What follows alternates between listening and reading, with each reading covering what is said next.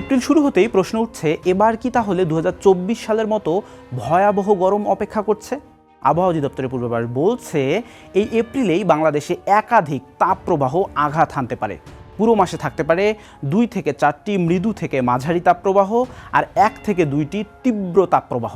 সহজ করে বললে, যেসব এলাকায় উপর দিয়ে মৃদু তাপপ্রবাহ বয়ে যাবে সেখানে তাপমাত্রা 36 থেকে 37.9 ডিগ্রি সেলসিয়াসের মধ্যে থাকবে।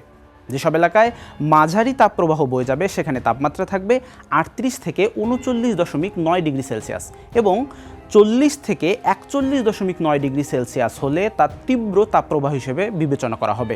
ইতোমধ্যে দেশের অনেক অঞ্চলে তাপপ্রবাহ শুরু হয়ে গেছে। রাজশাহী, খুলনা বিভাগের বেশিরভাগ জেলা এবং ঢাকা, নারায়ণগঞ্জ সহ কয়েকটি জেলার বয়ে যাচ্ছে মৃদু থেকে মাঝারি তাপপ্রবাহ। চুয়াডাঙ্গায় তাপমাত্রা উঠেছিল 39.7 ডিগ্রি সেলসিয়াসে। তবে একটা স্বস্তির খবরও আছে, 2024 সালের মতো টানা 36 দিনের তাপপ্রবাহ এবার হওয়ার সম্ভাবনা কম বলছেন আবহাওয়াবিদরা, কারণ মাঝে মাঝেই বৃষ্টির সম্ভাবনা রয়েছে, যা তাপমাত্রা কিছুটা কমিয়ে দেবে।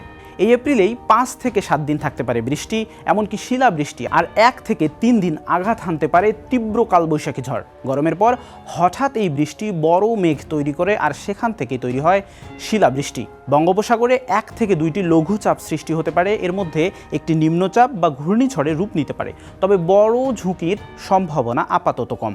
সব মিলিয়ে এপ্রিল হবে গরম, ঝড় আর বৃষ্টির মিশ্র এক মাস। তাপপ্রবাহ আসবেই, কিন্তু মাঝে মধ্যে বৃষ্টি এনে দেবে কিছুটা স্বস্তি। এখন প্রশ্ন হচ্ছে, এই পরিবর্তনশীল আবহাওয়ার সাথে আমরা কতটুকু মানিয়ে নিতে পারবো?